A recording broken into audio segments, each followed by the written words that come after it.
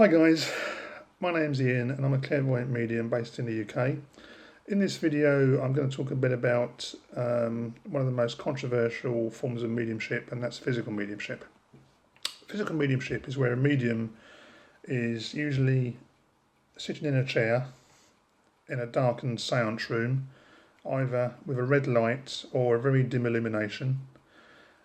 He's tied to the chair by cable ties around his wrists and feet, or with rope, or he's restrained by the members of the seance.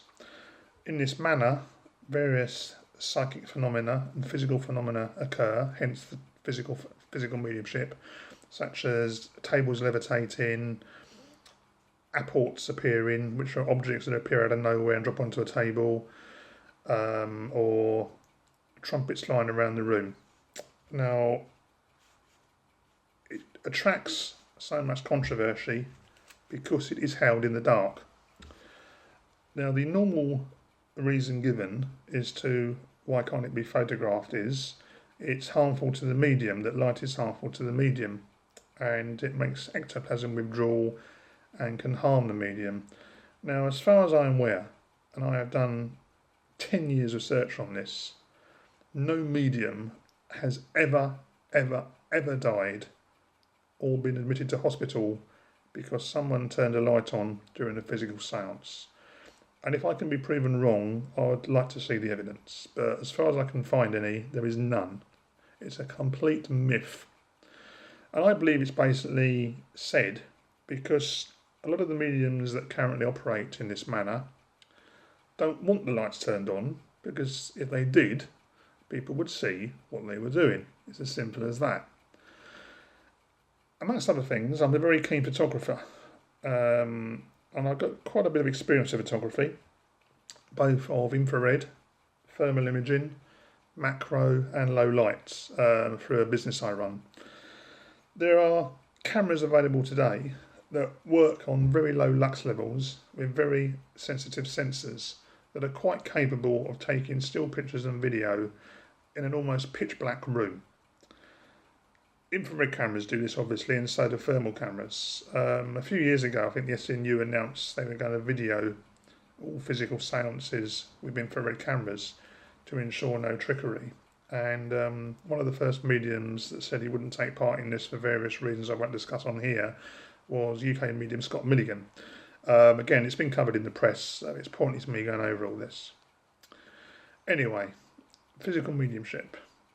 I'm going to focus first of all on Colin Fry for several reasons. Firstly, he was probably the most highest profile medium in the UK at the time with his TV series Sixth Sense.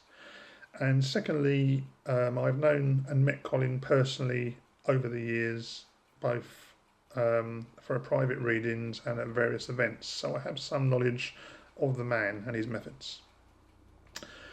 Again, I'm not going to go into all the details on this, but to cut a long story short, he was quite controversial, and several years ago he was seemingly exposed and accused of faking a levitating trumpet at the Scole Group in Norfolk during a physical seance. Many thousands of words have been written about it in the psychic press, and both various blogs of both spiritualists and skeptics alike. But all I always say is, remember the elephant in the room. The light was turned on and he was caught holding the trumpet. He said at the time that he was possessed by a mischievous spirit called Daniel and had no conscious awareness of what he was doing. Well, that's complete bullshit. But people believe it. And they believe it because they want to believe it so much, and it did his career no harm at all. Most recently, Gary Mannion, another UK-based medium, I believe he's now in Australia. He's also a healer and a psychic healer.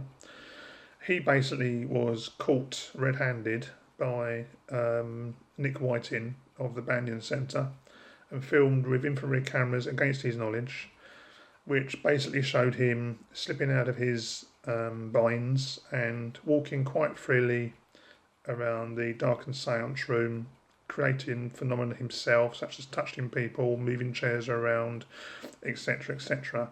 Again, this has received thousands of words of coverage on Facebook, my own blog and various other sites, and I'm not going to go into all the details as to the rights and wrongs of videoing him about his knowledge, especially as mediums always say that infrared light can hurt them, yet Mannion filmed him anyway. But anyway, we won't even go there, but that's another story. But I just want to prove a point. Because a medium is tied to a chair, doesn't mean he can't move around the room. There are an American nightclub act called the Falkensteins, Glenn Falkenstein and Frances Willard, who do a very famous nightclub act where Frances Willard sits on a chair on the stage and she invites up two members of the audience and they tie her hands and feet firmly to the chair and even put a rope around her neck and around her stomach. There are various objects inside the spirit cabinet, like a tambourine, a bell, a trumpet, etc., etc. Even though she's firmly tied in the cabinet by two members of the audience, the curtains pulled across. The second the curtains pulled across, you hear the bell ringing, the tambourine going, things fly over the top, the curtains pull back. She's still sitting there. The audience members are invited up, and she's still firmly tied. Impossible. How can it be done? And this is on a stage, full lights, no darkened room. But you cannot see how it's done. The final of the act, from what I recall, involves one of the members of the audience going inside the cabinet with her. Literally, the curtain's pulled across, it's pulled open, and I believe the member of the audience has his jumper taken off and something put over his head, even though she's firmly tied to the chair. So it just goes to show that it can be done. As another example, I witnessed a German mind reader and mentalist called Satori about 20 years ago at a demonstration in Essex for magicians, because I used to be a magician, so I do speak with some experience about this. And basically, he wanted to show how, even if the medium was held by members of the audience in a darkened room, it was quite easily to slip out of the hold and create phenomena. He sat on stage, much as I'm sitting here, and placed his hands on the table. In front of him was a spirit bell, and he invited up two members of the audience, one sat either side. They were blindfolded, so they could not see what was going on, so imagine they were in a darkened room. We, the audience, could see what happened. He instructed each of the members either side to hold his wrist like this, so he could not move. Even though he was held, the bell would ring and answer questions, they'd be tapped on the head, etc., etc., and they had no idea what was happening. The audience were in hysterics because we could see what happened. By a very clever move, he basically ensured that although they thought they were holding his hands, they were holding each other's. In a darkened room, they had no idea. So when they're holding each other's hands, not the mediums, he's ringing the bell and doing God knows what. Houdini also demonstrated this, and if you look up on the internet, you'll see pictures of him making a table move with his foot and all sorts of stuff. So even though a medium is tied to a chair, it's no guarantee he can't move around the room and create the phenomena himself. And the obvious answer is have the seance in daylight, but physical mediums won't. And the excuse always is that spirit can't manifest in daylight, it's harmful to them. Again, this is bullshit. You just got to read through the Bible. There are endless accounts in the Bible of spirits appearing in broad daylight. No darkened rooms, no seances. There's been cases of ghosts appear to people that have conversed with people in broad daylight, in people's kitchens, in people's bedrooms, on roads. So why do physical mediums need a darkened seance room? It's ludicrous to the point of being laughable. A couple of years ago, I noticed on Facebook, it's funny how things work in cycles and trends. There was an English medium, his name escapes me at the moment, who I used to follow, who posted a picture of a large crystal stone that I believe that he said he'd been drawn to at a boot fair, and he said it emitted immense power. When I looked at this stone, and I recognised it straight away, and I questioned it, and I posted to the guy, and I said, look, this stone you say emits power is basically made from lead crystal, i.e. it's man-made, and it's used as a jeweller's display item. In fact, that is one of the stones right there. And I'm sure you'll recognise these on several mediums' blogs and Facebook pages as activation stones in various sizes. This one's clear, it's made of lead crystal, You can get smaller ones and bigger ones, about 5 to 6 inches across. And you can also get coloured ones. An example of smaller coloured ones are these. This is just a green crystal. There's a blue one here. Got a few others, different ones. And they're claimed they're activation stones from the spirit world. When I put this to the medium, first of all we sort of laughed it off and made a joke about it, and then the post disappeared. Fast forward a couple of years, and all of a sudden these stones are appearing at various mediums' seances around the world. They started off very small, smaller than this, appearing behind someone's eyelid. Again, when I first saw this, I was absolutely gobsmacked. I thought, why on earth would spirit want to produce a stone from someone's eyelid? Why not just make it manifest on the table? You know, can you imagine the pain of a stone coming from behind your eye? This particular medium, who is very well known, has posted videos on Facebook and YouTube, rubbing his eye, and a stone pops out.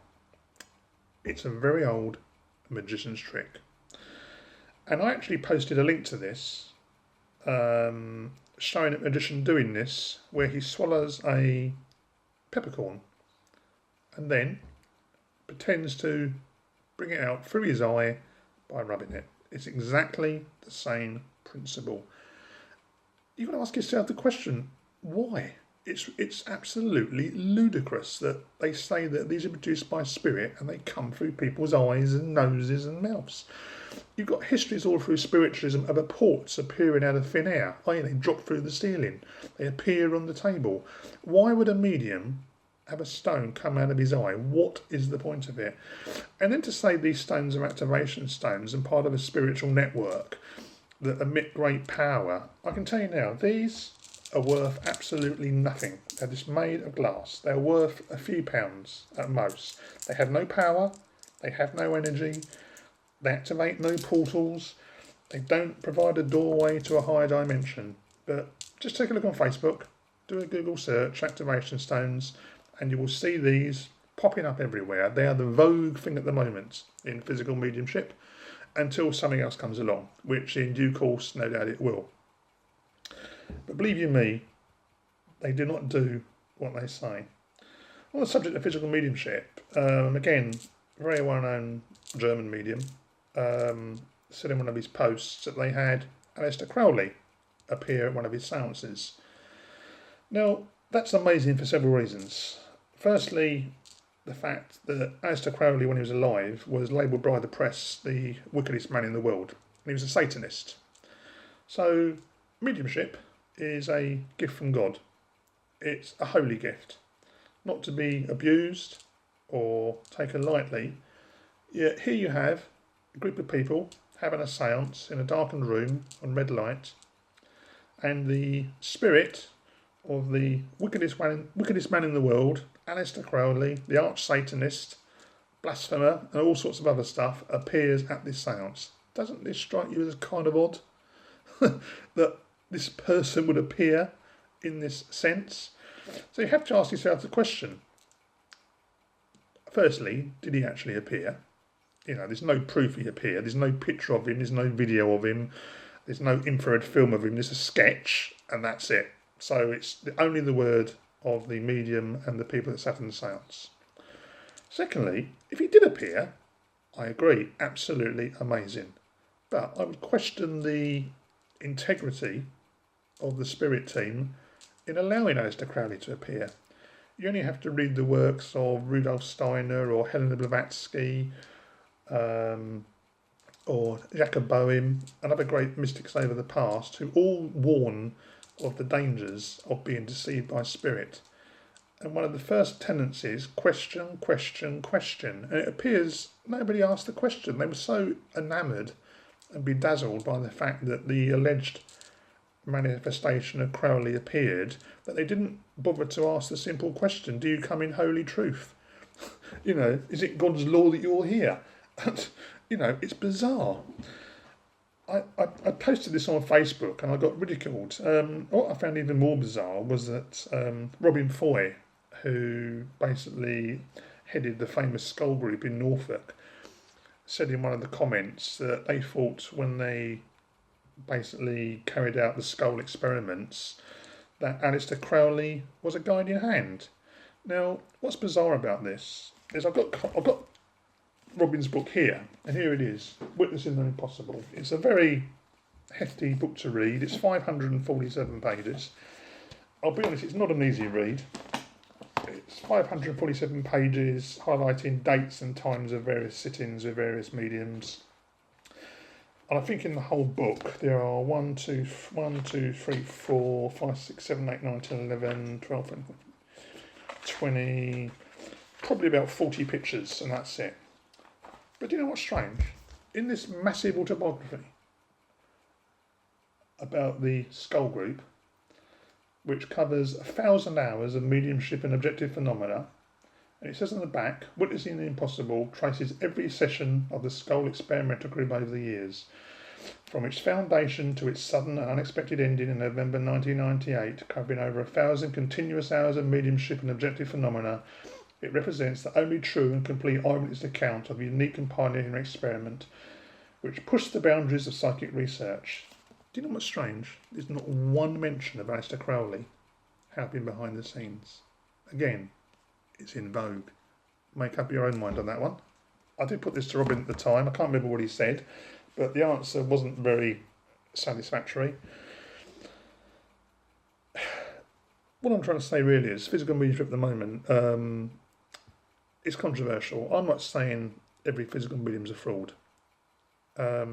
Physical mediums today, Kai Mugi, Scott Milligan, Warren Kaler, Stuart Alexander, and several others. I've read all the books, I've watched all the videos, I've read a lot of reports.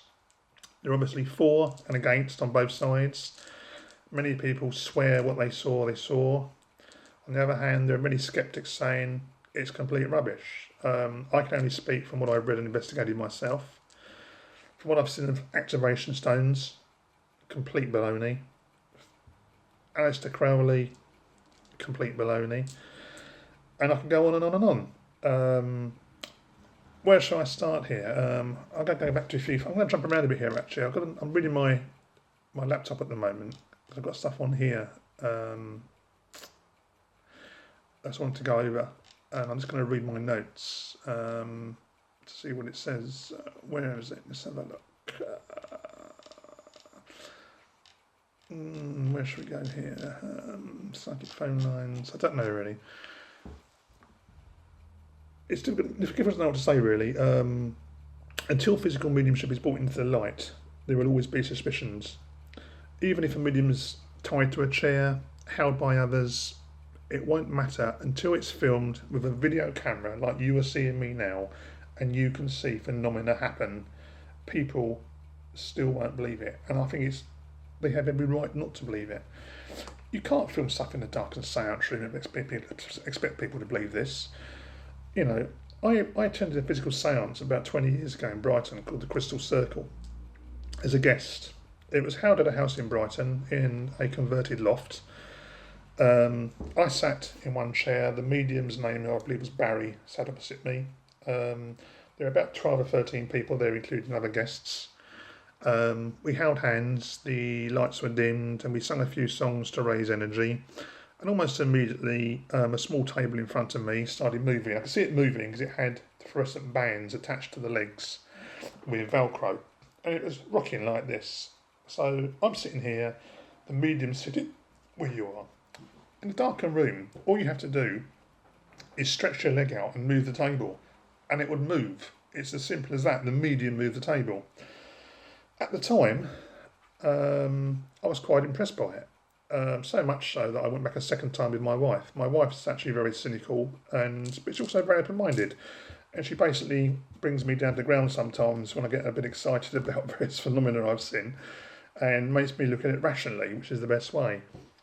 I took her to the circle and we had a table flying around the room, there were lights flying around, etc, etc. After the circle finished, the lights came on and the guy in whose house it was actually held, I can't remember his name now, sat around and said, "I'm sorry, it was fake tonight." He knew the phenomenon was faked in his own house. but nobody said anything.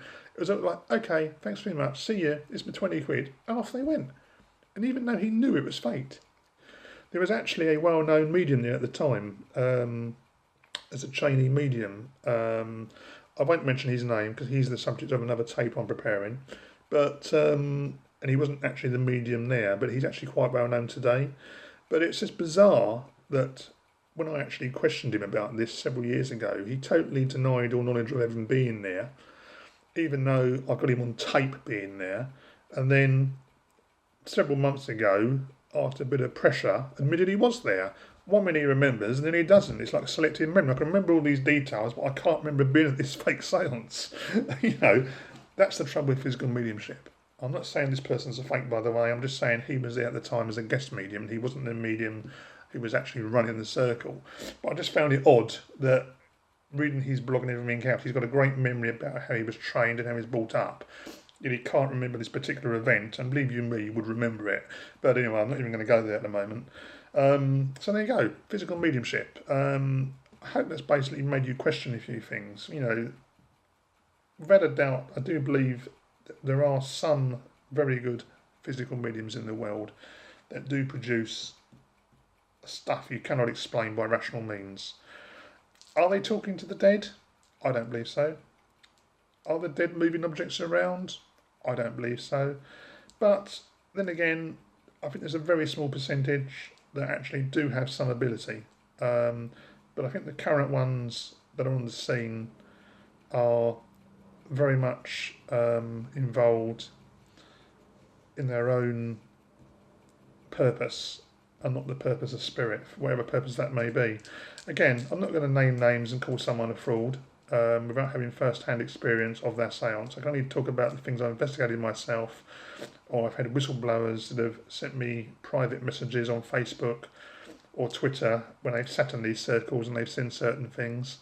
There's a lot more information on this I can divulge about a couple of very well-known mediums at the moment who are undoubtedly fraud, but unfortunately, without hard evidence, I don't want to be sued for libel, but I can categorically state I know people that have actually attended their seances on several occasions and have said they've seen X happening and they know fraud's being committed. So all I would say is, if you want to see a physical seance, you want to pay £40, £50, by all ahead, go ahead, go and see one. It will satisfy your curiosity and you'll come away being absolutely amazed at what you've seen, or you'll come away questioning what you've seen. And I think it's always best to question what you've seen and ask questions. Don't take things at face value. I hope you found this interesting. I'm afraid it sort of jumps around a little bit and I'm trying to think of things as I talk. I'm not rehearsed this at all. If you want to know more or got me any questions you want to ask about physical mediumship or spiritualism or healing, you can contact me through my website www.ianbroadmore.com or through my Facebook page or Twitter. That's Ian Psychic. That's all for now. Thanks for listening and take care.